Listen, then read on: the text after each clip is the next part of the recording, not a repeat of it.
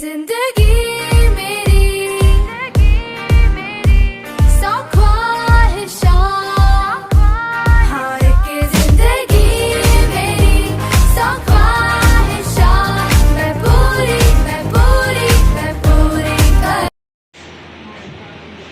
तो जैसा जल्दी आपको मैंने भी बताया और लगभग हर बार आप सुनते चले आते हैं गुरु की महिमा तो अपरंपार है। इसको लिखने के लिए तो शब्द भी कम पड़ जाएंगे। मैं अकेले क्या बोलूंगा, कोई भी इसको नहीं लिख सका है और न लिख पाएगा, क्योंकि गुरु तो वो है कि चाहे तो पत्थर को भी भगवान बना देता है। तो बस मैं केवल इतना ही कहना चाहूंगा कि हमारे सारे शिक्षक को एक रिस्पॉन्सिबिलिटी अलॉट की गई है। इट मीन्स कि आप सभी एक लोगों तले काम कर रहे हैं। हम सभी लोग, not only you are, we are also, हम सभी एक लोगों के अंदर हैं। और लोगों के अंदर होने का मतलब हमारी एक बहुत बड़ी रिस्पॉन्सिबिलिटी है कि हम सभी गुरुकुल का प्रोजेक्ट है। जैसा कि आप सभी जानते हैं, प्राचीन काल से गुरुकुल को कितना सम्मान दिया जाता है कि लोग गुरुकुल में जाकर शिक्षा ग्रहण करते थे, चाहे वो राजा के पुत्र हो, चाहे वो एक साधारण से। हम गुरु के ज्ञान को, गुरु की महिमा को केवल इस बात से समझ सकते हैं कि गुरु जी के आश्रम में पढ़ने भगवान श्री कृष्ण भी गए थे और सुदामा भी गए थे। भगवान श्री कृष्ण भगवान थे और श्री कृष्ण और सुदामा जी काफी लोअर स्टैंडर्ड के थे, लेकिन वहां किसी प्रकार का भेदभाव नहीं था, सब एक थे। तो मैं अपने बच्चों से केवल एक यही संदेश देना चाहूंगा कि जब आप लोग स्कूल में आए तो किसी प्रकार का आपके अंदर भेदभाव नहीं होना चाहिए। और आपके सामने जो शिक्षक है, आप विश्वास मानिए कि इस संस्था का जो भी शिक्षक है वो अपने आप में, अपने सब्जेक्ट में खुद एक महारथी है। और आप अगर विश्वास करेंगे तो निश्चित माने वो आपको वह ज्ञान देगा जिसकी आप आशा भी नहीं कर सकते। लेकिन अगर आप उस पर डाउट करेंगे, अगर आप डाउट करेंगे तो कहीं ना कहीं नुकसान आपका ही होगा।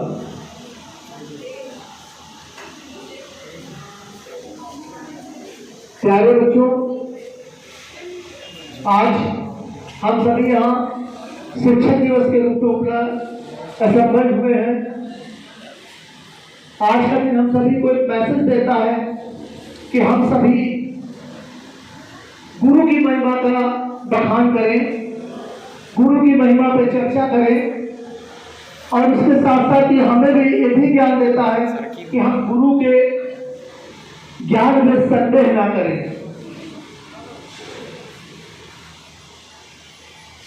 द गुरुकुल की स्कूल ब्रांच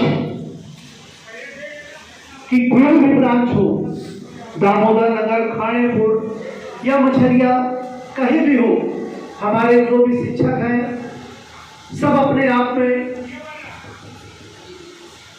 ज्ञान से परिपक्व है। और इसके साथ साथ मैं अपने स्टाफ से भी बोलना चाहता हूं कि आप सभी लोग बच्चों को उनकी समस्याओं के समाधान के लिए थोड़ा सा समय दें। जैसे प्राचीन काल में कहा जाता था, गुरु को सम्मान क्यों दिया जाता था। जैसे मुझको बताया, मैं आपको फिर एक बात बताता हूं कि प्राचीन समय में जो गुरु हुआ करते थे, ये हमारे फैमिली मेंबर हुआ करते थे। आजकल क्या हुआ है, रिजल्ट आउट हुआ, पेरेंट टीचर मीटिंग होगी, गार्जियन नहीं आए, कोई बात नहीं, घर में बच्चे बता दिए रिजल्ट बहुत अच्छा। जब हम लोग थे तो स्कूल गए, रिजल्ट आउट हुआ, दुर्भाग्य भर मम्मी पापा नहीं स्कूल पहुंच पाए तो शाम को मास्टर जी घर आ गए और उन्होंने आके रिपोर्ट कार्ड बता दिया, ये आपके बच्चे का रिपोर्ट कार्ड है, सभी सब्जेक्ट में फेल है। अब समझ लीजिए आप क्या पोजीशन हो सकती है। लेकिन गुरु हमारे सदस्य ऐसे नहीं होते बेफिक्री। प्राचीन काल में या कुछ समय पहले, आज से ज्यादा नहीं 2 दशक पहले की बात है, जब घर में कुछ अच्छा पकवान बनता था, कुछ मिठाई बनती थी, तो माता जी एक कटोरा में निकाल के लेकर चले गए तो उनके घर में भेज दो। और घर में जब बच्चा होता था, किसी की बात को नहीं सुनता था, तो उसे परामर्श देने के लिए विशेष गुरु जी को बुलाया जाता था। इनके गुरु जी को बुलाओ, वही समझाएंगे, क्योंकि इनको हमारी बात नहीं समझ में आ रही। और वो तो आज भी चल रहा कि बच्चा जब अपनी बात घर में नहीं सुनता है तो हमारे गुरुओं को याद किया जाता है कि हमारे बस की तो बात नहीं, सर आप ही समझाओ उनको। तो कहीं ना कहीं मैं कहना चाहता हूं कि एक ब्लाइंड फेथ गार्जियन का इस शब्द के ऊपर है टीचर। जो ये शब्द है ना, आज के समय में इसको भी एक जॉब का रूप दे दिया गया है, एक नौकरी का रूप दे दिया गया है। लेकिन शिक्षक होना अपने आप में गर्व की बात है,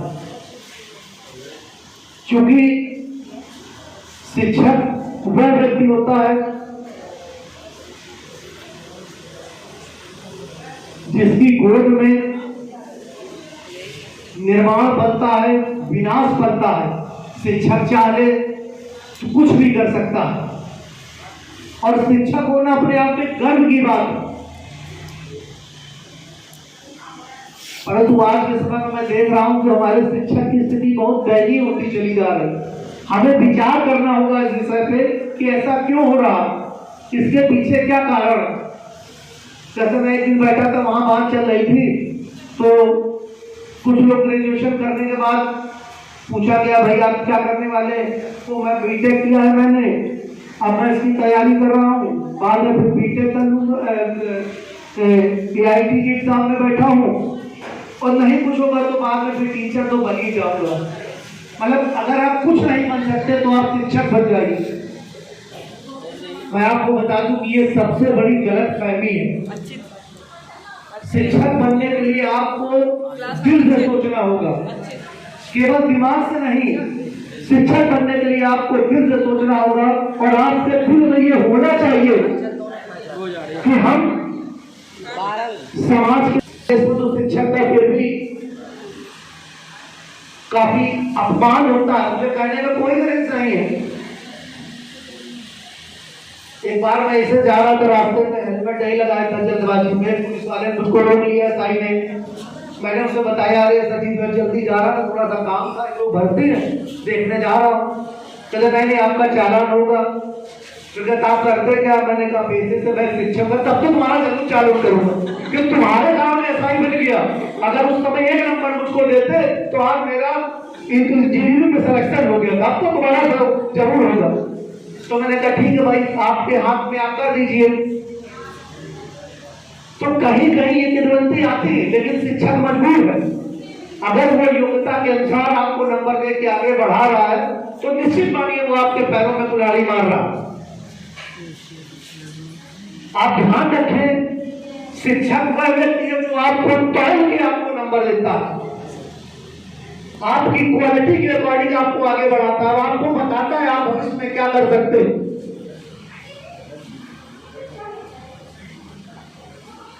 तो शिक्षा का क्षेत्र बहुत इजी नहीं है। शिक्षक बनने के लिए मैंने कहा दिल से सोचना पड़ता है। हमें नागरिकों का निर्माण करना है, सच्चे नागरिकों का निर्माण करना है। और जब हमारे मन में ये खोट होगी, एक लालच होगा, एक पैसे के लिए दीवानापन होगा, तो हम अपने बच्चों को संस्कार कहां से देंगे? तो जब संस्कारी शिक्षक हमारा होगा तभी हम संस्कारवान छात्र तैयार करेंगे। तो सबसे पहले तो मैं यही कहना चाहूंगा कि हमें अपने आप में सुधार करने चाहिए। जब हम सुधर जाएंगे तो निश्चित हमारे साथ अपने आप सुधरेंगे, और हम अगर अपनी जगह सही है तो हमारे छात्र निश्चित हमें दिल से सम्मान देंगे। देखिए, डंडे के बल पे सम्मान लेना और बच्चों का दिल से सम्मान करना, दोनों में अंतर है। ये सम्मान तब तक है जब तक बच्चे आपके स्कूल कैंपस के अंदर है, लेकिन जो छात्र आपको दिल से सम्मान देता है ना, तो वो जब आप बाहर निकलते तब दिखाई देता है। अभी मैं ऑफिस में था 2 मिनट पहले, मेरे पास 10 साल पुराना मेरा स्टूडेंट आया। मैंने कहा बेटा अंदर चलो। कहता नहीं सर, केवल मैं आपके पैर छूने आया हूँ, मुझे पता था शिक्षक के उसमें आपका आशीर्वाद ले लूं, और मैं इसलिए इस समय आया कि मुझे मालूम आप 3 समय मिलोगे, इससे पहले मिलोगे नहीं। मैंने कुछ उसको दिया नहीं दिया, लेकिन कभी दिया था उसको इतना मारा था हम लोगों ने कि आज वो एक बहुत बड़ा व्यापारी। तो हो सकता है आज आपको कष्ट हो, मैम आपको डांटते हैं, सर आपको डांटते हैं, आपके आने जाने पे पाबंदी लगा देते हैं, आपके घूमने पे पाबंदी लगा देते हैं, आपको इधर उधर देखते हैं तुरंत आपके गार्जियन के पास फोन पहुंच जाता है, आप क्लास में बैठे हो देख के तुरंत आपको नीचे बुलाते हैं, या किसी भी प्रकार के रिस्ट्रिक्शन है जो आप शायद एक्सपेक्ट नहीं करते हो आपके ऊपर लगाते हैं। कोई जगह समस्या हुआ, सर ने उठा के क्लास वहां लगा दी, कोई दिक्कत हुई सर ने क्लास अलग कर दी, कोई दिक्कत सर अच्छा ये टीचर नहीं कर आपको ये पढ़ाए, जब भी आप पढ़ना चाहते हैं अशोक सर से नहीं करते प्रदीप सर आपको पढ़ाए, आपको लगा लो। समझ में तो आ रहा मुझे अशोक सर का प्रदीप सर को लगा, तो कहीं ना कहीं उसको लगा होगा ये आपके भविष्य के लिए बेनिफिशियल है। समझना कि आपको लगा होगा कि आपकी भविष्य के लिए बेनिफिशियल है, तो वो डिसीजन हमारे द्वारा लिया जाता है। और जो भी हम लोगों के द्वारा डिसीजन लिए जाते हैं वो आपके फ्यूचर को देखते हुए लिए जाते हैं, और निश्चित मानिए कि वो लॉन्ग टर्म में भविष्य में आपको कहीं ना कहीं दिखाई देंगे जो हमारे द्वारा डिसीजन लिए जाते हैं। तो प्यारे बच्चों, आज मैं इतना ही बोलूंगा, बाकी बोलने के लिए तो बहुत कुछ है, लेकिन मैं अपनी वाणी को विराम देना चाहूंगा।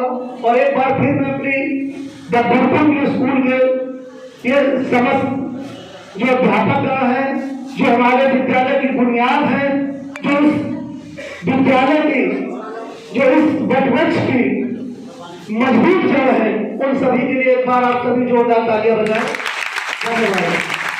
एक जिंदगी